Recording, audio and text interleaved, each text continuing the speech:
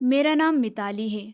आज जब मैं अपने बीते वक्त को सोचती हूँ तो लगता है जैसे सब कुछ कल की ही बात हो। मैं एक आम सी मिडिल क्लास फैमिली में पैदा हुई थी, लेकिन मेरा बचपन आम नहीं था। मेरी जिंदगी की पहली बड़ी बदकिस्मती वो दिन था जब मैं अपनी माँ को हमेशा के लिए खो बैठी। मैं बहुत छोटी थी, इतनी छोटी कि मुझे यह भी नहीं पता था कि मौत क्या होती है। बस इतना समझती थी कि अब माँ मुझे गोद में नहीं उठाएंगी और माथा चूमकर सुलाएंगी नहीं। माँ के जाने के बाद मेरा घर खाली हो गया और मेरे दिल में एक ऐसी बेचैनी घर कर गई जो कभी खत्म नहीं हुई। पापा ने कुछ समय बाद दूसरी शादी कर ली। कहते हैं कि मर्द के लिए अकेलापन काटना मुश्किल होता है, लेकिन उस वक्त मुझे बस यही लगा कि पापा ने बहुत जल्दी कर दी। मैं चाहती थी वो मेरी माँ को थोड़ा और याद करते, थोड़ा और रो लेते, पर जिंदगी शायद इतनी मोहलत नहीं देती। पापा की नई पत्नी घर आई तो लगा जैसे किसी अजनबी को मेरी जिंदगी में ला बिठाया गया हो। मैं उसकी आवाज में माँ जैसी नमी ढूंढती थी पर नहीं मिलती। उसके हाथों में माँ जैसी गर्मी तलाशती थी पर वहाँ सिर्फ एक अजीब सा गैरपन था। हो सकता है वो कोशिश करती हो, लेकिन मैं तो पहले ही अपने दिल का दरवाजा उसके लिए बंद कर चुकी थी। वक्त बीतता गया और एक दिन मेरे लिए सबसे नागवार खबर आई। वो माँ बनने वाली थी। मुझे याद है मैंने उस रात बहुत रोकर माँ को याद किया। मेरे दिल में एक डर था कि अब पापा की मोहब्बत भी मुझसे छिन जाएगी। कुछ महीनों बाद वो दिन आ गया जब घर में नन्हे मेहमान के रोने की आवाज गूंजी। सब खुश थे, लेकिन मेरे लिए वो दिन खुशी का नहीं था। मिताली, आकर अपने भाई को देखो, पापा ने मुस्कुराकर कहा। मैं दरवाजे पर खड़ी रही, आगे नहीं बढ़ी। मैंने मन ही मन कहा, ये मेरा भाई नहीं है। पापा के चेहरे की मुस्कान एक लम्हे को रुक गई, लेकिन उन्होंने कुछ नहीं कहा। वो चाहते थे मैं आगे बढ़कर उसे गोद में उठाऊं, लेकिन मेरे कदम जैसे जमीन में जड़ गए।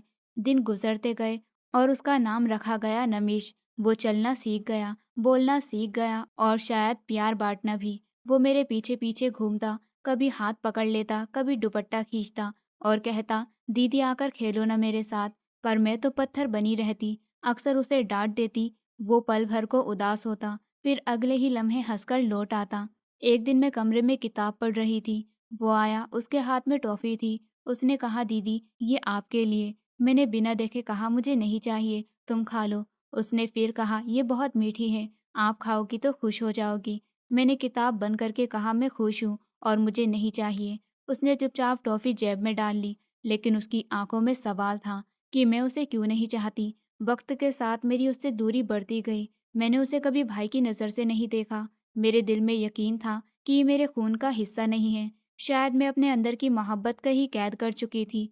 मैं उसकी जगह नहीं थी। मैं दोस्तों में, पढ़ाई में और अपनी ख्वाहिशों में लगी रहती, और वो बस मेरी जिंदगी का एक बेरंग कोना था जिस पर मैंने कभी ध्यान नहीं दिया। अब सोचती हूँ तो लगता है कि शायद मेरे दिल ने उसे कभी भाई का हक ही नहीं दिया। लेकिन वो हर हाल में मुझे दीदी समझता था। शायद ये उसकी ज़रूरत थी, शायद उसकी मासूमियत। नमीश बड़ा हो रहा था और मेरी ज़िंदगी में उसका वजूद बस एक पुराना पन्ना था जिसे मैं पलटकर नहीं देखती। मेरी पढ़ाई पूरी हुई और तभी मेरे लिए एक रिश्ता आया। वो लड़का ना सिर्फ अच्छा दिखता था, बल्कि माली तौर पर भी मजबूत था। पापा ने तुरंत हाँ कर दी। शादी के दिन सब कुछ शान से हुआ। हॉल में रोशनी जगमगा रही थी, मेहमान तारीफ कर रहे थे और मेरे दिल में अजीब सा फक्र था। पापा और सौतेली माँ एक तरफ बैठे थे। नमीश भी नए सूट में मेहमानों के बीच घूम रहा था, लेकिन मैंने उसे ज्यादा अहमियत नहीं दी। शादी के बाद मैं अपने पति के घर आ गई। पहले दिन ही लगा जैसे किसी महल में आ गई हूँ। कमरा कालीन से सजा हुआ था, पर्दे इतने खूबसूरत कि दिल करता बार बार छूकर देखूं।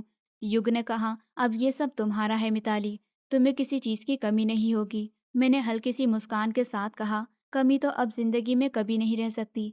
युग का कारोबार बड़ा था, वो बिजी रहता, लेकिन जब भी वक्त मिलता मुझे खरीदारी के लिए ले जाता।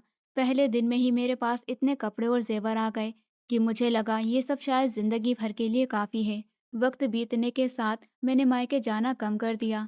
एक दिन पापा ने फोन किया और बोले, बेटी कब आओगी, नमीश भी तुम्हें याद करता है। मैं हल्की सी हंसी के साथ बोली, पापा मैं बहुत बिजी हूँ, अगले महीने देखती हूँ। लेकिन वो अगला महीना कभी नहीं आया। युग के दोस्त अक्सर हमारे घर आते, महफिलें होती, बातों में बस दौलत और रुतबे का जिक्र होता, और मैं खुद को भी उसी के मुताबिक ढाल चुकी थी। मैं अपने पुराने वक्त को कमतर समझने लगी। मायके के बारे में सोचती तो बस यही लगता कि वहाँ सब आम है, फीका है और अब मेरे लिए वहाँ कोई कोशिश नहीं रही। यूं ही महीने सालों में बदल गए, मेरे 2 बच्चे हो गए, हर चीज़ युग ही चुनता था और मैं कभी ये नहीं सोचती कि ज़िंदगी के ये रंग कब तक रहेंगे। मायके से फ़ोन आता तो बस हाल-चाल पूछ लेती, नमिश का नाम कभी-कभार ज़िक्र में आता और मैं उसे यूं ही सुन लेती। फिर एक दिन खबर आई कि नमिश की शादी होने वाली है।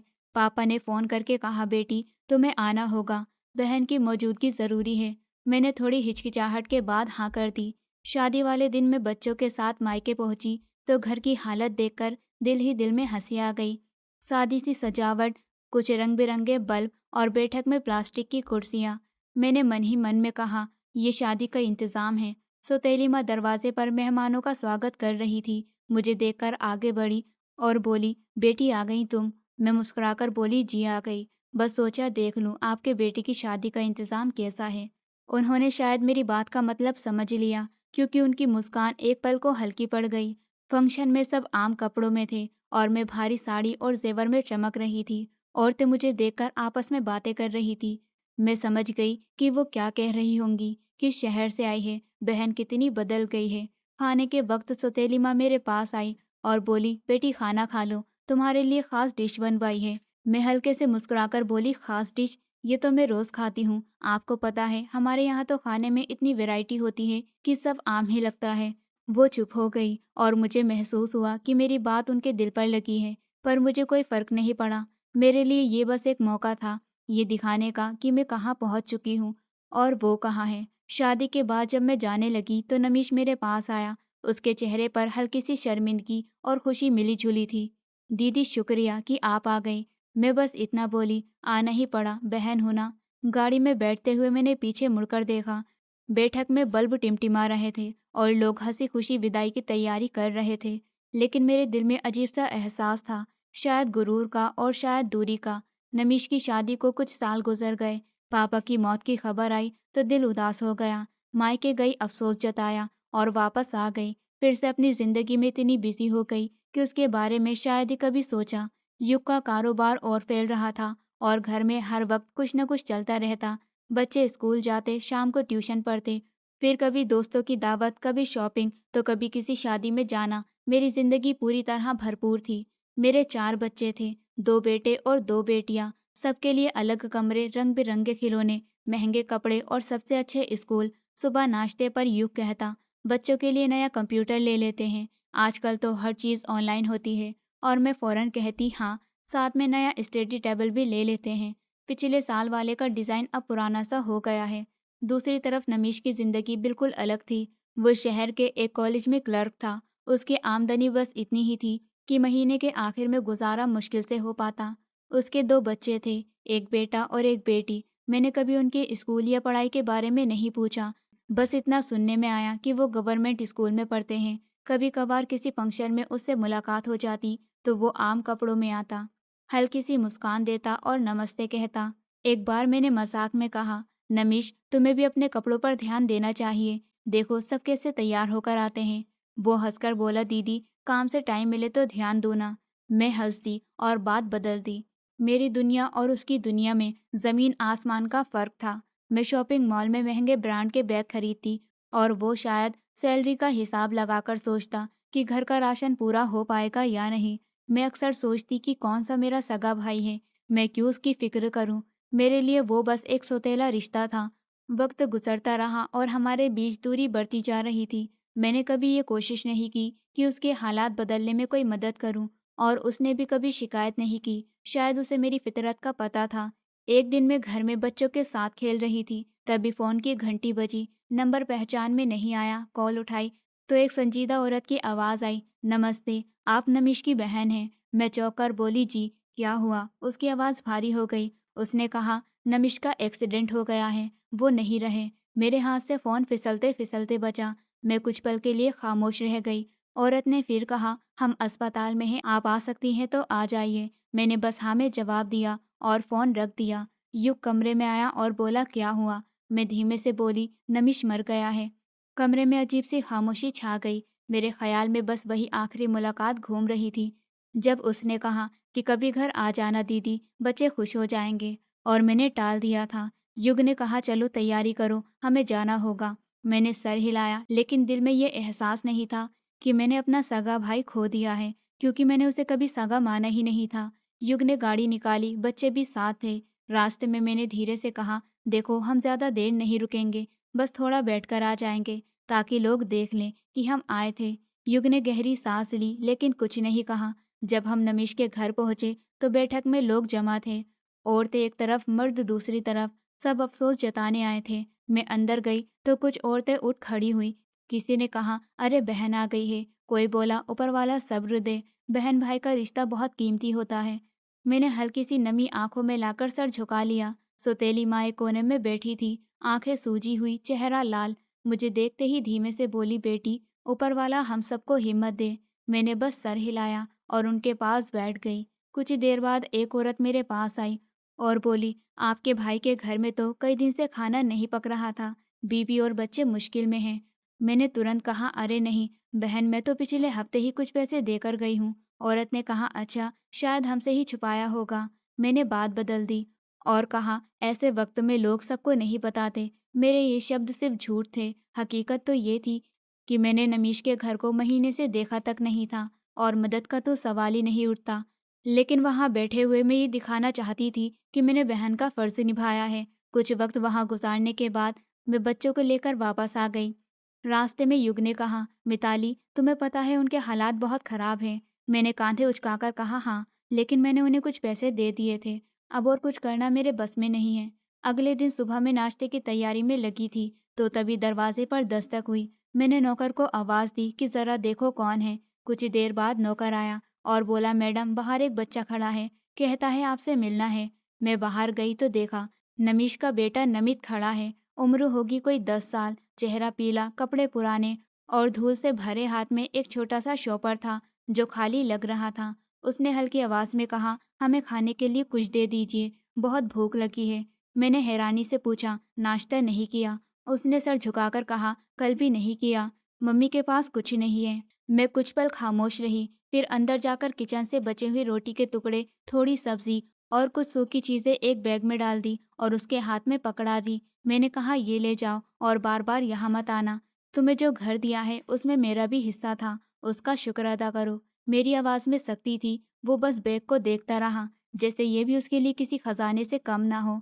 फिर मैंने कहा, जाओ और सीधे घर जाओ। उसने सर हिलाया और धीरे धीरे कदम बढ़ाते हुए गली से बाहर निकल गया। मैं दरवाजे पर खड़ी उसे देखती रही और मन में यही सोच रही थी कि क्या ये सब उसकी आदत बन जाएगी। दोपहर को मैंने ये बात युग को सुनाई तो उसने कहा, कम से कम कुछ अच्छा खाना दे देती, बच्चे हैं।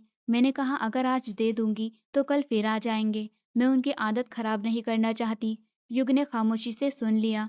शायद वो मेरी सोच से अलग नहीं था। शाम को जब मैं मार्केट जाने के लिए तैयार हो रही थी तो नौकरानी ने कहा, मैडम, वही बच्चा फिर से आया था। मैंने कहा, घर पर कोई नहीं है, तो वो चला गया। हल्की मुस्कान के साथ मैंने कहा, ठीक किया तुमने। मैंने ये भी नहीं सोचा कि शायद वो सच में भूखा था या उसकी माँ की हालत और बिगड़ गई हो। मेरे लिए ये सब एक मामूली सा वाकया था जिसे मैं भूल जाना चाहती थी, लेकिन शायद ये वो लम्हा था जिसे आने वाले वक्त में मेरी जिंदगी का मोड़ बदलना था। वो अगली सुबह फिर आ गया, चेहरे पर वही पीलापन, वही पुराने कपड़े, पर आंखों में उम्मीद की हल्की सी चमक। मैंने दरवाजा खोला तो वो सीधा बोला, बुआ, हमें फिर खाने के लिए कुछ दे दो। मैं माथे पर बल डाले बोली, कल ही तो दिया था, अब रोज रोज आओगे? उसने हल्की आवाज में कहा, कल का सब खा लिया है, बहुत दिन बाद पेट भरा था। मैं किचन में आ गई और फिर से प्लेटों में बचा हुआ खाना इकट्ठा करके, रोटी के टुकड़े, सब्जी के कुछ चम्मच और एक आधा बिस्किट, सब कुछ एक प्लास्टिक के थैले में डाला और बाहर जाकर उसके हाथ में पकड़ा दिया। ये ले लो और सुनो, अब बार बार नहीं आना, ये अच्छी बात नहीं, समझे? उसने मेरी आंखों में देखकर सर हिलाया और धीरे से कहा, शुक्रिया बुआ, आज मेरी बहन भी पेट भरकर खाएगी। वो मुड़कर चल पड़ा और मैं दरवाजे पर खड़ी देखती रही। मैंने सोचा, ये तो आदत बना लेगा मांगने की, रोज आ जाएगा यहाँ, फिर लोगों को क्या लगेगा कि मैं उनकी परवरिश कर रही हूँ। दोपहर को जब मैं लॉन में बैठी हुई चाय पी रही थी तो नौकरानी बोली, मैडम, वो बच्चा बहुत खुश लग रहा था, रास्ते में सबको दिखा रहा था कि बुआ ने खाना दिया है। मैंने हल्की सी मुस्कान के साथ कहा, हाँ, खुशी में लोग भूल जाते हैं कि ये कब तक चलेगा। अगले दिन फिर से दस्तक हुई। मैं जानबूझकर दरवाजे पर देर से गई। सामने फिर से वही बच्चा था, हाथों में कटोरी लिए हुए बोला कि बुआ अगर आज भी कुछ खाने को मिल जाए तो मम्मी ने भी आज कुछ नहीं खाया। मैंने भोज चढ़ाकर कहा, मैं यहाँ कोई होटल नहीं चला रही हूँ जो तुम रोज लेने आ जाते हो।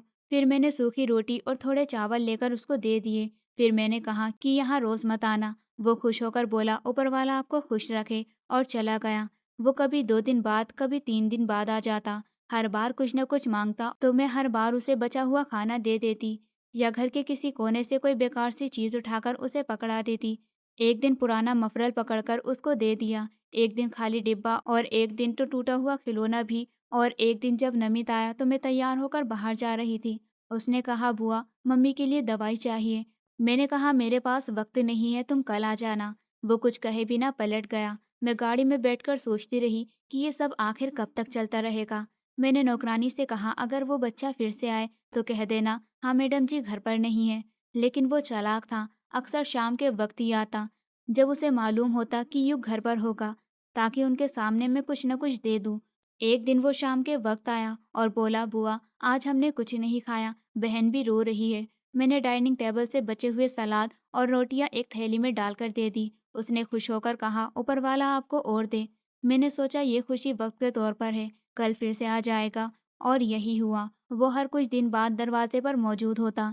एक बार मैंने नौकरानी से कहा, देखो ये बच्चे की आदत खराब हो रही है। उसने जवाब दिया, मैडम जी ये आदत नहीं, भूख है। मैंने फौरन कहा, भूख तो सबको लगती है, लेकिन हर कोई दरवाज़ा खटखटाकर नहीं आता।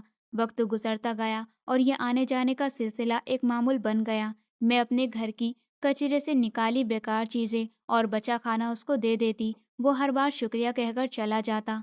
मेरे लिए ये बस एक मामूली सा काम था, लेकिन उसके लिए शायद हर बार एक उम्मीद। फिर कुछ दिन तक वो बच्चा नहीं आया। मैंने सोचा शायद उसने समझ लिया है कि बार बार आना ठीक नहीं होता। लेकिन एक सुबह जब मैं नाश्ता कर रही थी तो दरवाजे पर जोर से दस्तक हुई। नौकरानी ने कहा, मैडम जी वही बच्चा आया है, पर आज कुछ घबराया हुआ लग रहा है। मैं बाहर गई तो वो सांस फुलाते हुए खड़ा था, आंखों में नमी और आवाज कांप रही थी। वो बोला, बुआ मम्मी की तबीयत बहुत खराब है, डॉक्टर ने कहा है कि फौरन दवाई लेनी है, हमारे पास एक पैसा भी नहीं है। मैंने हाथ बांधकर कहा, तो मैं क्या करूं? मेरा काम है क्या हर बार तुम्हारे घर का खर्च उठाना? उसने दोनों हाथ जोड़ दिए, बोला, ऊपर वाले के लिए थोड़े से पैसे दे दे, वरना वरना मम्मी। उसकी आवाज रुक गई। मैंने गुस्से से कहा, ठीक है रुको। फिर पर्स से 100 रुपए का पुराना नोट निकाला जो किनारे से फटा हुआ था। ये लो और सुनो, अब बस बार बार ये ड्रामा नहीं चलेगा, यहाँ मत आया करो। उसने नोट हाथ में लिया और फौरन भाग गया। मैं अंदर आकर बैठी और सोचा, ये लोग बीमारी का बहाना बनाकर पैसे निकलवाने का हुनर जानते हैं। कुछ देर बाद जब मैं किचन में थी तो फिर दरवाजे पर दस्तक हुई। इस बार मैंने खुद जाकर खोला। सामने वही बच्चा, इस बार चेहरा और भी सुर्ख और होठ सूखे हुए थे। उसने कहा, बुआ ये नोट नहीं चल रहा। दुकान वाले ने कहा फटा हुआ है, प्लीज कोई और दे दो। मैंने उसके हाथ से नोट छीनकर कहा, तो क्या मैंने तुम्हारे घर का खर्च उठाने का ठेका लिया है? तुम्हें शर्म नहीं आती? बार बार आकर मांगते हो। उसने कुछ कहने की कोशिश करी, पर मैंने जोर से कहा, चुप, और एक जोरदार थप्पड़ उसके गाल पर मार दिया। वो पीछे हट गया, आंखों में आंसू आ गए, लेकिन उसने कुछ नहीं कहा। मैंने दरवाजा बंद करते हुए कहा, दफा हो जाओ यहाँ से, दोबारा नजर नहीं आना। नौकरानी कोने में खड़ी ये सब कुछ देख रही थी। धीरे से बोली, मैडम जी वो बच्चा बहुत मजबूर लग रहा था। मैंने हाथ के इशारे से उसे खामोश कर दिया। मुझे किसी के ड्रामे पर यकीन नहीं। शाम को जब युग घर पर आया तो नौकरानी ने उसे सारी बात बता दी। युग ने मुझसे कहा, मिताली तुमने थप्पड़ मार दिया उसको, तुम्हें पता भी है वो किस हाल में आया था? मैंने कहा, हाँ मारा, ये सब पैसे हथियाने के तरीके हैं। युग ने मायूसी से सर हिलाया। कभी कभी इंसान को दूसरों की मजबूरी भी सोचनी चाहिए। अगले दिन वो बच्चा नहीं आया, दूसरे दिन भी नहीं। तीसरे दिन दोपहर को नौकरानी ने कहा, मैडम जी मोहल्ले में सुनने में आया है कि उसकी माँ की हालत और बिगड़ गई है, कोई डॉक्टर भी नहीं बुला पाया। मैंने बस इतना कहा, हाँ तो होगा, वो सब उनके नसीब का खेल है। अगली सुबह मैं नाश्ते की मेज पर बैठी हुई थी कि दरवाजे पर हल्की सी दस्तक हुई। नौकरानी ने जाकर देखा और फौरन वापस आकर बोली, मैडम जी मोहल्ले की एक आंटी आई हैं, कुछ ज़रूरी बात करनी है। मैंने सर हिलाकर कहा, भेज दो उन्हें अंदर। आंटी कमरे में आई, चेहरे पर संजीदगी लिए बैठते ही वो बोली, आपको पता है ना नमीश की पत्नी की तबीयत बहुत खराब थी। मैंने कहा, हाँ सुना था। वो गहरी सांस लेकर बोली, आज सुबह वो मर गई है। मैंने बस इतना कहा, अच्छा, और फिर चाय का कप उठाया। आंटी ने कहा बेचारी के पास इलाज के पैसे भी नहीं थे। 2 दिन से बच्चों के साथ फाकी कर रही थी। मैंने हमदर्दी के 2 बोल बोले और बात बदल दी। आंटी चली गई और मैं युग को फोन करके बोली, हाँ सुनो, वो नमीश की पत्नी मर गई है, शाम को अंतिम संस्कार में चलेंगे। युग ने कहा ठीक है, लेकिन देखो ये बच्चे अब बिल्कुल अकेले हो गए हैं, उनका सहारा कोई भी नहीं।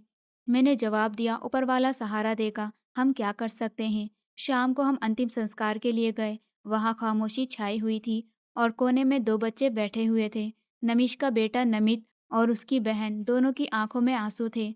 वो रो रो कर अपनी आंखें सुजा चुके थे। मैंने बस सर पर हाथ फेरा और कहा कि सब्र करो। न कोई गले लगाया, न सुकून भरा कोई दिलासा दिया। वहां बैठी औरतें आपस में कह रही थी, अब ये दोनों कहाँ जाएंगे, कोई करीबी रिश्तेदार भी नहीं जो संभाल ले। किसी ने कहा बहन है ना नमिश की, वो कर लेगी परवरिश। मैंने ये सुनकर नजर दूसरी तरफ फेर ली, जैसे सुना ही नहीं हो। अंतिम संस्कार के बाद हम घर वापस आ गए। रास्ते में युग ने कहा, मैं देख रहा हूँ सब तुम्हारी तरफ देख रहे थे, जैसे उम्मीद कर रहे हो कि तुम ही उनके बच्चों को रख लोगी।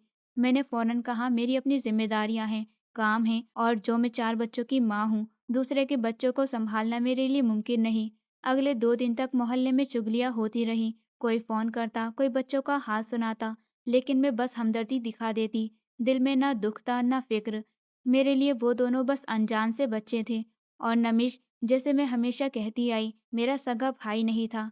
तीसरे दिन शाम को युग ने आकर कहा, सुनने में आया है वो दोनों बच्चे आज सुबह से मोहल्ले में नजर नहीं आए। मैं चौंक कर बोली, कहाँ गए होंगे। युग ने कांधे उचकाकर कहा, पता नहीं, शायद किसी रिश्तेदार के पास भेज दिया गया हो। कुछ देर बाद मोहल्ले की एक औरत आई। वो सीधी बैठक में आकर बोली, आपने सुना है नमिश का बेटा और बेटी दोनों गायब हैं। सुबह किसी ने देखा था कि वो गली के कोने पर खड़े थे, उसके बाद पता नहीं कहाँ गए।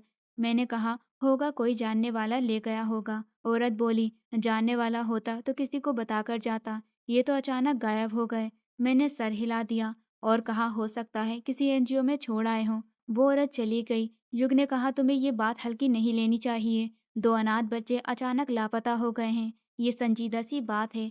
मैंने कहा, इसमें मैं क्या कर सकती हूँ, उनके लिए पुलिस में रिपोर्ट कर दो और फिर सब जिम्मेदारी डाल दो।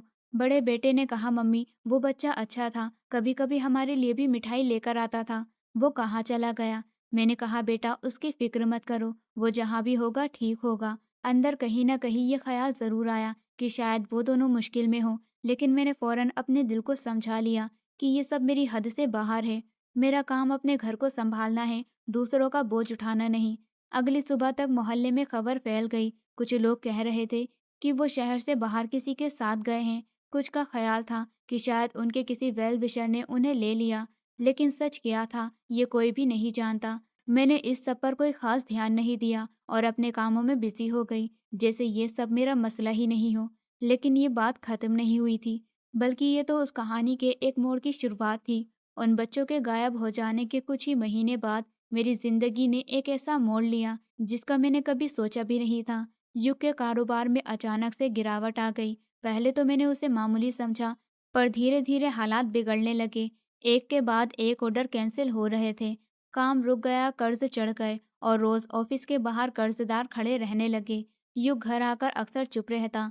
एक रात मैंने कहा, क्या हुआ है युग, इतने खामोश क्यों रहते हो। उसने गहरी सांस ली और बोला, कारोबार में बहुत बड़ा नुकसान हो गया है, लाखों रुपए का माल फंसा हुआ है। मैंने कहा, तो ठीक है, फिर और मेहनत लगाकर संभालो। उसने कहा, मेहनत तो कर लूं, पर पैसे कहाँ से लाऊं, लोन भी नहीं मिल रहा, बैंक का कर्ज अलग है, सब पैसे मांग रहे हैं। कुछ दिन बाद बैंक का नोटिस आ गया। मैं परेशानी में बोली, ये क्या है। युग ने जवाब दिया, ये घर भी शायद हमें बेचना पड़े अगर हालात नहीं संभले। दबाव बढ़ता गया, वो रातों को जागने लगा, खाने पीने की तरफ ध्यान कम हो गया। एक सुबह मैंने देखा वो कमर पकड़कर सोफे पर बैठा है, चेहरा पसीने में भीगा हुआ। मैं घबराकर बोली, क्या हुआ। उसने हल्की आवाज में कहा, सीने में दर्द हो रहा है। फौरन अस्पताल ले गई, लेकिन वहां पहुंचते पहुंचते उसका हाथ मेरे हाथ से छूट गया। डॉक्टर ने बाहर आकर बस इतना कहा, वो हार्ट अटैक से मर गए हैं। उस लम्हे जैसे मेरा सारा जहां टूट गया, मेरे पैरों तले से जमीन निकल गई। कल तक जो आदमी मेरी हर जरूरत पूरी करता था, आखिर आज वो खुद जमीन के नीचे चला गया। घर में एक अजीब सी खामोशी छा गई। मेरे दोनों बेटे अब जवान थे, लेकिन न उन्होंने पढ़ाई पूरी की, न कोई हुनर। मैंने उनसे कहा, कि कम से कम कोई छोटा-मोटा काम ही शुरू कर दो। बड़ा बेटा बोला, मम्मी ये सब मेरे बस का नहीं है। छोटा भी कांधे उचकाकर कमरे में चला गया। बेटियों के रिश्ते आना शुरू हो गए, लेकिन हर घर वाले पहले ये सवाल करते कि दहेज कितना दोगी, और मेरा जवाब खामोशी में होता। एक दिन एक बहुत अच्छा रिश्ता आया, पर उन्होंने सिर्फ इतना कहा कि हमें घर का फर्नीचर और कुछ जेवर चाहिए। मैंने अफसोस से कहा, मेरे पास अभी कुछ भी नहीं है, और वो रिश्ता वही खत्म हो गया। मेरे ख्याल में एक-एक मंज़र वापस आने लगा, वो फटा हुआ नोट, वो थप्पड़ और उसकी आँखों का सवाल। मैंने खुद को झटकने की कोशिश की, लेकिन यादें पीछा नहीं छोड़ रही थी। दोपहर तक कुछ खाने को नहीं था।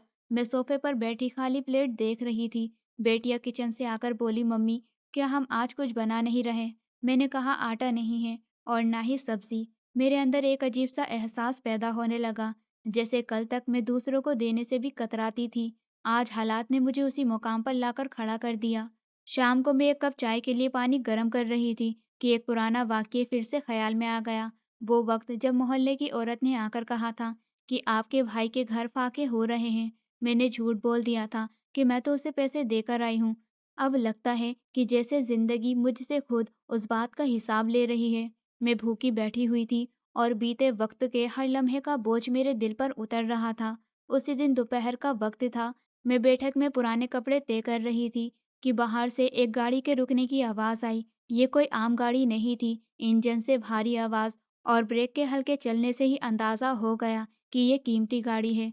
मैं चौंकी। हमारी गली मोहल्ले में ऐसी गाड़ियाँ कम ही आती थी। मैंने अपने माथे पर हाथ फेरते हुए कहा, होगा कोई, पता पूछने आया होगा। लेकिन जैसे ही दरवाजे के पास पहुंची, कदम रुक गए।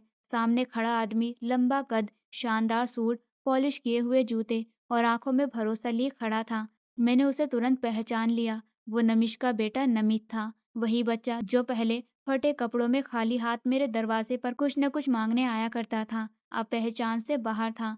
उसने मुस्कुराते हुए कहा कि अंदर भी नहीं बुलाओगी बुआ। मेरे होठ सूख गए। कुछ लम्हों के लिए मैं बोल नहीं पाई। उसको देखते ही जैसे मेरा दिमाग यकीन नहीं कर पा रहा हो कि ये वही है। वो कुछ कदम आगे बढ़ा और बोला, हाँ मैं ही हूँ नमित। मैंने हकलाते हुए कहा, नमित तुम यहाँ कैसे?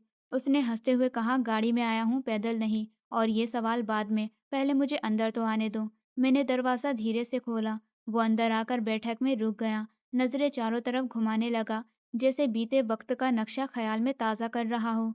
यही वो घर है ना बुआ, जहाँ मैं कभी, खैर बात बाद में करेंगे। मैंने कहा, बैठो पानी लेकर आती हूँ। किचन में गई तो हाथ कपकपा रहे थे। गिलास में पानी भरा, पर कुछ कतरे गिर गए। खुद को संभाल कर वापस आई तो वो सोफे पर बैठा मुस्कुरा रहा था। बुआ कैसी हैं आप? मैंने धीरे से उससे कहा कि ठीक हूँ। और तुम? उसने हंसते हुए कहा, मैं भी ठीक हूँ, बल्कि बहुत अच्छा हूँ। और आज आपसे मिलने आया हूँ, एक खास मकसद से। मैं खामोश रही, बस उसके चेहरे को देखती रही। कितने साल गुजर गए और वो एक आम बच्चे से एक शानदार जवान में बदल गया। बुआ, मुझे किसी ने बताया था कि आपके हालात अच्छे नहीं चल रहे हैं। मैंने सोचा आपसे मिल लूं। उसने बात जारी रखी, ये कुछ पैसे हैं घर के राशन वगैरह के लिए। उसने एक लिफाफा मेरी तरफ बढ़ाया। मेरे हाथों में अजीब सा बोझ महसूस हुआ। लिफाफा लेने की जगह मैंने कहा कि मैं इस लायक नहीं हूँ बेटा। वो मुस्कुराया, बुआ आप तो मेरे लिए सब कुछ है। ये सुनकर मेरे अंदर एक झटका सा लगा। मेरे ख्याल में वो दिन तेजी से घूमने लगे जब वो बच्चा बार बार मेरे दरवाजे पर आता था और मैं उसे बासी रोटी, बेकार चीजें देकर टाल देती। मैंने धीरे से कहा, ये सब तुमने कैसे हासिल किया? वो मुस्कुराकर बोला, बहुत लंबी कहानी है बुआ, लेकिन एक दिन बताऊंगा जरूर। उसी बीच मेरा बड़ा बेटा अंदर आ गया। उसने नमित को देखा और धीरे से कहा, मम्मी ये कौन है? मैंने कहा, ये तुम्हारा कजिन है। मेरे बेटे ने कहा, ये कजिन? नमित ने मुस्कुराकर उसकी तरफ हाथ बढ़ाया। जी मैं आपका कजिन हूँ और शायद फ्यूचर में आपका दोस्त भी। बेटे ने उससे हाथ मिलाया, पर आंखों में हैरत बाकी रही। मैंने नमित को दोबारा से देखा। दिल में कई सवाल थे, पर जुबान पर कुछ नहीं। वो अपनी घड़ी की तरफ देखते हुए बोला, अच्छा बुआ, तो अब मुझे चलना होगा, पर मैं जल्दी दोबारा आऊंगा। मैंने कहा, इतनी जल्दी? वो हंसने लगा। हाँ अभी और काम भी है, लेकिन ये लिफाफा रख लीजिए, बुरा नहीं मानिएगा। मैंने लिफाफा लिया तो महसूस हुआ जैसे मेरा हाथ कांपने लगा है। वो दरवाजे की तरफ बढ़ा, पर जाने से पहले मुड़कर बोला, बुआ अब जिंदगी थोड़ी बदल जाएगी। दरवाजा बंद हुआ तो मैं वही सोफे पर बैठ गई। लिफाफा हाथ में था और दिल तेजी से धड़क रहा था। मेरे हाथ सच में कांपने लगे और दिमाग में एक ही सवाल गूंज रहा था, ये सब कैसे हुआ? नमित के जाने के अगले दिन शाम के वक्त वो फिर आ गया। इस बार उसके हाथ में एक बड़ा शॉपर और एक फाइल भी। दरवाजे पर खड़ा हुआ बोला, बुआ मैं अंदर आ सकता हूँ? नमित के दूसरी बार आने पर घर का माहौल ही बदल गया। वो बड़े तसल्ली से सोफे पर आकर बैठा और मैं सामने कुर्सी पर। कमरे में खामोशी छाई हुई।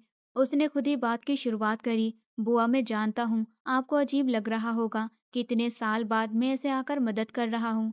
मैंने नजरें झुकाकर कहा हाँ, और ये भी सोच रही हूँ कि तुम ऐसा क्यों कर रहे हो। वो हल्का सा मुस्कुराया, क्योंकि अब वक्त आ गया है कि मैं अपनी मेहनत का फायदा दूसरों तक पहुंचाऊं, खास तौर पर अपने रिश्तेदारों तक। मैंने उससे कहा बेटा मैं इस लायक नहीं हूँ। उसने बात काट दी। बुआ ये शब्द दोबारा नहीं कहिएगा। आप जानती हैं आपने ही मुझे सिखाया है कि पैसा कितना कीमती होता है। मैं चौंक गई। उसने कहा जी हाँ। वो आगे बढ़कर बोला, जब मैं आपके दरवाजे पर आता और आप भी मुझे बासी खाना देती, कभी बेकार चीजें देती, तब भी मैं सोचता था कि अगर मेरे पास पैसा होता तो मैं अपनी माँ, अपनी बहन और खुद को इस हालत में कभी नहीं देखता।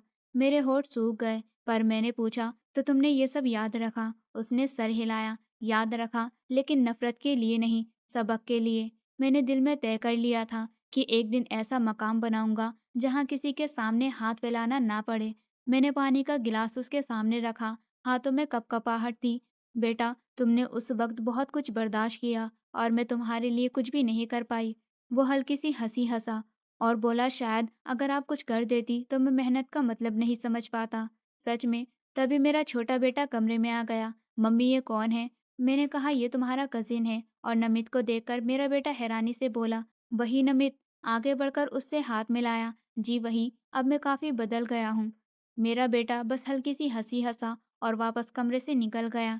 नमित ने मेरी तरफ देखा और बोला, बुआ मैं ये सब दिखाने नहीं आया कि मैं कहाँ हूँ। मैं आया हूँ ताकि आपको बता सकूं कि बुरा वक्त कभी भी लगातार नहीं रहता और अच्छे वक्त में दूसरों को याद रखना चाहिए। मैंने धीरे से कहा, लेकिन तुम्हारा दिल कभी नहीं चाहा कि मेरा सामना करके कहो कि देखा तुमने मुझे ठुकराया और आज मैं कहाँ हूँ। वो संजीदा लहजे में बोला, चाहा था पर सोचा इससे क्या फर्क पड़ेगा, बदला लेकर मेरा दिल सुकून नहीं पाएगा। मेरे कानों में उसके शब्द गूंज रहे थे। बुआ आपने शक की परछाई दी, पर उसने मुझे तैयार कर दिया। मैंने धीरे से कहा, तुम्हें लगता है मैंने ये जानबूझकर किया? वो मुस्कुराकर बोला, शायद नहीं, लेकिन जिंदगी का सबसे बड़ा सबक मुझे वही दिन दे गया। इस बीच मेरी छोटी बेटी ट्रे में चाय ले आई। नमित ने चाय का कप लिया और बोला, बुआ मैं आपके लिए कुछ इंतजाम करना चाहता हूँ। घर के कागज में कुछ काम है, कर्ज के बारे में वकील से बात कर ली है और कुछ रकम भी रखी है ताकि आपका राशन महीने भर के लिए हो। मैं फौरन बोली, ये सब जरूरी नहीं, तुम खुद के लिए रखो। उसने नरमी से कहा, बुआ ये सब करने से मेरे पास कुछ कम नहीं होगा, बल्कि दिल का बोझ हल्का होगा। चाय पीते हुए मैंने सोचा, ये सब एक चाल भी हो सकती है। शायद ये मुझे पुरानी गलतियों का बोझ महसूस कराना चाहता हो, ताकि मैं शर्मिंदा रहूं। मेरे दिल में ये ख्याल भी आया कि कहीं ये बदला लेने का एक तरीका तो नहीं। वो कुर्सी से उठा और फाइल मेज पर रखते हुए बोला, मैं कल दोबारा आऊंगा ताकि हम बाकी के कागज देख लें। मैंने उसके जाने से पहले कहा, बेटा क्या तुम सच में दिल से ये सब कर रहे हो? उसने मेरी आंखों में देखकर कहा, जी दिल से। वो बाहर गया, गाड़ी में बैठा और चला गया। मैं दरवाजे पर खड़ी देर तक देखती रही। घर के अंदर जाकर मैंने लिफाफा खोला। उसमें इतनी रकम थी कि कई महीने का खर्च निकल सकता था। मैं सोफे पर बैठी हाथों में लिफाफा लिए सोचती रही, ये सब मदद है या कोई खामोश बदला? मेरे दिल में शक भी था और एक अजीब सा डर भी, जैसे आने वाले दिनों में कोई बड़ी बात होने वाली हो। मेरे हाथ दोबारा कांपने लगे। गली में गाड़ी का शोर दूर होता गया और कमरे में एक अजीब सी खामोशी भर गई। उस खामोशी में बीते वक्त के वो सारे लम्हे लौट आए जब मैं दरवाजा बंद करके एक बच्चे को वापस भेज देती थी। अगले दिन शाम के करीब नमित फिर आया। इस बार उसके हाथ में कोई कागज या थैली नहीं, सिर्फ एक सुकून भरा चेहरा और हल्की मुस्कुराहट थी। दरवाजे पर खड़े हुए उसने कहा, बुआ आज कुछ जरूरी बात करनी है। मैंने अंदर आने का इशारा कर दिया। वो सोफे पर बैठ गया और सीधा मेरी आंखों में देखते हुए बोला, बुआ आप जानती हैं मैं आपसे मिलने क्यों आया था? मैंने नजर झुका ली। शायद इसलिए कि तुम दिल का बोझ हल्का करना चाहते थे, या फिर बदला लेने के लिए? वो मुस्कुराकर सर हिलाने लगा। नहीं बुआ, बदला नहीं, बदला लेने से सिर्फ दिल काला होता है। मैं तो कुछ और ही सोच कर आया था। मैंने सवालिया नजर से उसको देखा। उसने धीरे से कहा, माँ जब बीमार थी तो अक्सर कहती थी कि बेटा, अगर तुमने कभी अपनी बुआ के साथ वैसा ही किया जैसा उन्होंने तुम्हारे साथ किया, तो तुम दोनों में कोई फर्क नहीं रहेगा। मेरा दिल जोर से धड़का। वो बात जारी रखते हुए बोला, मम्मी मर गई, लेकिन मैं अक्सर सपने में उन्हें देखता हूँ। वो कहती हैं, बेटा, नफरत का जवाब प्यार से दो, बुराई का जवाब बुराई से नहीं बल्कि अच्छाई से देना। मैंने गहरी सांस ली। तुम्हें मुझसे कोई शिकायत नहीं। वो हल्का सा हंसा। शिकायत थी, लेकिन अब नहीं, क्योंकि वक्त ने सिखाया कि रिश्ते सिर्फ खून से नहीं होते, दिल से भी होते हैं। मेरे होठ कांपने लगे। मैंने कहा, मैंने तुम्हें उस वक्त पहचाना तक नहीं, तुम्हें ठुकराया, तुम्हारी मदद नहीं की। उसने नरमी से कहा, बुआ, उस वक्त आपका दिल बंद था, लेकिन आज मैं चाहता हूँ कि वो खुल जाए। मैंने दोनों हाथ जोड़कर कहा, बेटा, मुझे माफ कर दो, मैं बहुत शर्मिंदा हूँ। वो फौरन उठा, मेरे पास आया और दोनों हाथों से मेरे हाथ पकड़कर बोला, बुआ, मैंने दिल से आपको माफ कर दिया है। मेरे आंखों से आंसू बहने लगे। उसने कहा, मैंने ये भी तय कर लिया है कि अब आपके घर में कभी खाने की कमी नहीं होगी। मैं चौंक कर बोली, कैसे? वो मुस्कुराकर बोला, क्योंकि बुआ, आपका ये बेटा अब डिप्टी कमिश्नर है। मेरे दिमाग में जैसे एक जोरदार झटका सा लगा। मैंने हैरानी से कहा, डिप्टी कमिश्नर? वो हंसकर बोला, जी हाँ, और मेरे पास जो कुछ है वो सब मैंने अपनी मेहनत से हासिल किया। मैंने धीरे से कहा, तो तुम मेरी मदद करोगे? वो मजबूत लहजे में बोला, ये मदद नहीं, हक है, रिश्ते का हक। बीच में मेरी बेटी किचन से बाहर आई। नमित ने उसे देखकर कहा, नमस्ते बहन, फिक्र मत करो, आपकी घर की जरूरत अब हमेशा पूरी होंगी। मैं कांपते हुए बोली, बेटा, तुम्हारी माँ अगर आज जिंदा होती तो शायद मुझसे बात भी न करती। वो बोला, नहीं बुआ, वो कहती थी कि तुमने आखिरकार अपना दिल खो दिया है। कमरे में खामोशी छा गई। मैं बार बार उसके चेहरे को देखती रही। उसकी आंखों में कोई गुरूर नहीं था, बस एक सुकून और नमी। उसने कहा, बुआ, मैं चाहता हूँ कि आप आज के बाद बीते वक्त को पीछे छोड़ दें। मैंने धीरे से कहा, मैं कोशिश करूंगी बेटा।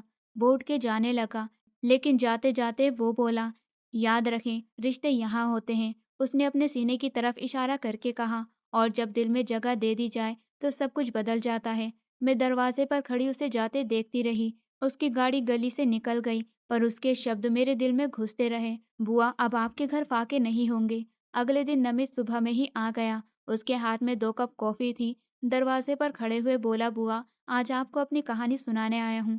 मैंने हैरत से कहा, कहानी? वो हंसकर बोला, जी, ताकि आपको पता चले कि माँ की मौत के बाद हम कहाँ गए और कैसे यहाँ तक पहुँचे। हम दोनों सोफे पर बैठ गए। उसने धीरे धीरे बात शुरू करी। मैं और मेरी बहन गली में बैठे रो रहे थे। न खाने को कुछ था, न रहने की कोई जगह। उस वक्त एक बुजुर्ग आए, सफेद कपड़ों में, लंबी दाढ़ी और चेहरे पर अजीब सी रोशनी। उन्होंने पूछा, बेटा, तुम दोनों यहाँ क्यों बैठे हो? मैंने बताया कि हम अनाथ हो गए हैं और कोई सहारा भी नहीं। मैं खामोशी से सुनती रही। वो हमें अपने घर ले गए। उनका कोई बच्चा नहीं था। उन्होंने कहा, आज से तुम दोनों मेरे बच्चे हो। बुआ, उन्होंने हमें ऐसा प्यार दिया जैसे माँ बाप भी नहीं देते। स्कूल में एडमिशन करवाया, अच्छी पढ़ाई हासिल करवाई, खाना, कपड़े, हर चीज बेहतरीन।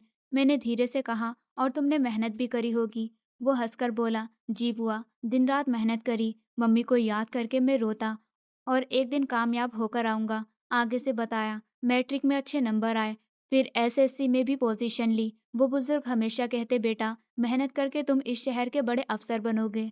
मैंने इम्तिहान दिया और पहले ही कोशिश में पास हो गया। पहले असिस्टेंट कमिश्नर बना, फिर तरक्की पाकर डिप्टी कमिश्नर। मैंने कहा, बेटा, ये सब सुनकर दिल खुश हुआ, लेकिन शर्मिंदगी भी हो रही है। वो बोला, शर्मिंदा नहीं हो बुआ, आपकी सख्ती ने भी इस सफर में मेरा साथ दिया। मैंने धीरे से कहा, और फिर तुम मेरे पास वापस आए? उसने मुस्कुराकर कहा, हाँ, क्योंकि मैंने खुद से वादा किया था कि आपको माफ करूंगा और आपके हाल बेहतर बनाऊंगा। वो अचानक उठा और मेरे करीब आकर बोला, बुआ, आपको माफ कर दिया है।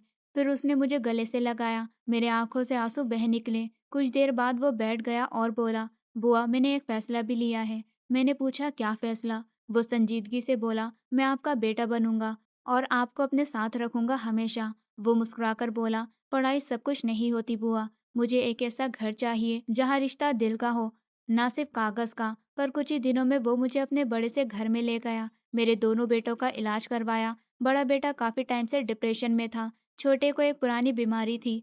नमित ने एक बेहतरीन डॉक्टर से इलाज करवाया, दवाई और सबका बंदोबस्त खुद किया। एक दिन मैंने कहा, बेटा, तुम ये सब क्यों कर रहे हो? वो बोला, क्योंकि आप सिर्फ मेरी बुआ नहीं बल्कि मेरी माँ भी है। वक्त गुजरता गया और घर के हालात बेहतर होते गए। बच्चों की पढ़ाई और इलाज का इंतजाम हो गया। मेरी बेटी की शादी भी उसने करवा दी। सबसे बढ़कर घर में सुकून आ गया। लेकिन इस बार एक बात आज भी थी, मैं उसकी आंखों में सीधी नजर नहीं डाल पाती। जब भी वो बात करता मैं नजरें झुका लेती। दिल कहता कि ये सब उसकी बदौलत है और मेरी कमी। एक दिन वो मेरे पास आकर बैठा और बोला, बुआ आप भी नजरें क्यों झुका लेती हैं? मैंने धीरे से कहा, क्योंकि ये रिश्ता दिल का है और दिल के रिश्ते शर्मिंदगी और प्यार दोनों साथ रहते हैं। वो हंसकर बोला, शर्मिंदगी तो निकाल दे, प्यार को रखे। उस दिन मुझे लगा जैसे दिल का एक बोझ बहुत हल्का हो गया है। रात को मैं अकेली बैठी थी, हाथ प्रार्थना के लिए उठे हुए, आंखों में आंसू और दिल में एक अजीब सा सुकून। वक्त के सारे जख्म शायद कभी पूरे नहीं भरेंगे, पर आज मेरा दिल तसल्ली से था। ये रिश्ता जो कभी नफरत और दूरी से भरा था, अब प्यार और एहसास में बदल गया। सच्चाई के साथ बदला लेने में नहीं, बल्कि माफ करने और दूसरों की जिंदगी संवारने में ही। रिश्ते खून से नहीं, बल्कि दिल से जुड़ते हैं, और दिल से जुड़े रिश्ते हमेशा कायम रहते हैं। जिंदगी ने मुझे बहुत कुछ सिखाया है। पहले मैं सोचती थी कि अगर कोई अपना चला जाए तो जिंदगी वही खत्म हो जाती है, लेकिन अब समझ में आया कि जिंदगी कभी नहीं रुकती, चाहे दर्द कितना भी गहरा क्यों ना हो। सांसें चलती रहती हैं और उन सांसों के साथ जीना भी जरूरी है। मैंने सीखा कि अपने दर्द को ताकत में बदलना ही असली हिम्मत है, क्योंकि अगर मैं टूट जाती तो ये बच्चा भी टूट जाता। मैंने जाना कि रिश्ते सिर्फ खून से नहीं बनते, मोहब्बत और जिम्मेदारी से भी बनते हैं। और सबसे बड़ी बात ये कि खुद को संभालना ही दूसरों को संभालने की पहली शर्त है। अब मैं जानती हूँ कि युग भले ही इस दुनिया में नहीं है, लेकिन उसका प्यार और उसकी प्रार्थनाएं हमेशा मेरे साथ है। और मैं जब भी इस बच्चे को गले से लगाती हूँ तो लगता है जैसे मैं युग को ही गले लगा रही हूँ। मैंने ये भी सीखा कि जिंदगी में कभी एक इंसान पर ही सब कुछ टिकाकर मत चलो, क्योंकि वक्त किसी को भी बदल सकता है, और जब वो इंसान चला जाए तो जीने का सहारा भी खत्म हो जाता है। मैंने समझा कि अपने पैर पर खड़े रहना और खुद को मजबूत बनाना कितना जरूरी है, क्योंकि जब दर्द आता है तो कोई और तुम्हारे हिस्से का नहीं सहता, तुम्हें ही सहना पड़ता है, और तभी तुम आगे बढ़ पाते हो। मैंने सीखा कि जो खो गया उसके पीछे रोते रहने से वो वापस नहीं आता, लेकिन जो बचा है उसे संभालने से एक नई जिंदगी जरूर मिलती है।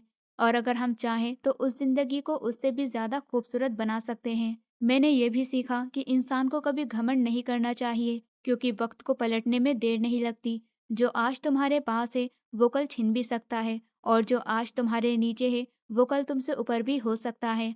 वक्त का कोई भरोसा नहीं होता, कभी वो तुम्हें आसमान पर बिठा देता है तो कभी जमीन पर गिरा देता है। इसलिए इंसान को हमेशा जमीन से जुड़ा रहना चाहिए, क्योंकि घमंड टूटता है तो इंसान भी टूट जाता है। और अगर तुम वक्त के साथ बदलना सीख जाओ तो वक्त तुम्हें गिराकर भी तो दोबारा खड़ा करना जानता है।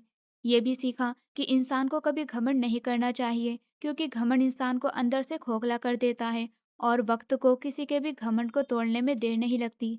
आज जो ताकत तुम्हारे पास है, जो लोग तुम्हारे आसपास हैं, जो इज्जत और प्यार तुम्हें मिल रहा है, वो सब वक्त की ही देन है। और वक्त चाहे तो सब कुछ छीन सकता है। मैंने अपनी आंखों से देखा है कि कैसे ऊंचे मकानों में रहने वाले लोग वक्त के एक झटके से अकेले हो जाते हैं, और कैसे जमीन पर गिरने लगे, और कैसे जमीन पर गिरे लोग वक्त के साथ ऊपर उठ जाते हैं। इसलिए इंसान को हमेशा जमीन से जुड़े रहना चाहिए और वक्त के हर रंग को अपनाना सीखना चाहिए, क्योंकि वक्त गिराएगा भी और उठाएगा भी, लेकिन अगर तुमने घमंड छोड़कर दया सीखी तो गिराकर भी तुम्हें दोबारा खड़े होने की ताकत रहेगी। वक्त बदलता है, और बदलते वक्त ने मुझे सिखा दिया कि अकड़ रखने से बस लोग दूर हो जाते हैं, लेकिन सीधा और अच्छे रहने से सब दिल से जुड़ जाते हैं। आज मुझे बस इतना पता है कि इंसान की असली पहचान अच्छे वक्त में नहीं, बुरे वक्त में होती है। और जब वक्त पलटता है ना, तो वही लोग जो तुम्हें गिरा हुआ समझते थे तुम्हारी तारीफ करने लगते हैं। इसीलिए हमेशा ऐसे रहो कि वक्त चाहे जैसा भी हो तुम्हारा सर झुका रहे, लेकिन हौसला कभी ना झुके। कभी भी अपने अच्छे वक्त पर घमंड मत करना, क्योंकि वक्त को पलटते देर नहीं लगती। जो आज तुम्हारे साथ है वो वक्त बदलते ही तुम्हारे खिलाफ भी हो सकता है। इसलिए खुद पर और ऊपर वाले पर भरोसा रखो। दोस्तों, उम्मीद करती हूँ आपको हमारी कहानी पसंद आई होगी। कहानी पसंद आई है तो वीडियो को लाइक करें, चैनल पर नए हैं तो चैनल को सब्सक्राइब करें, और हाँ, नोटिफिकेशन बेल को ज़रूर दबाएं ताकि अगली अपडेट सबसे पहले आपको मिले।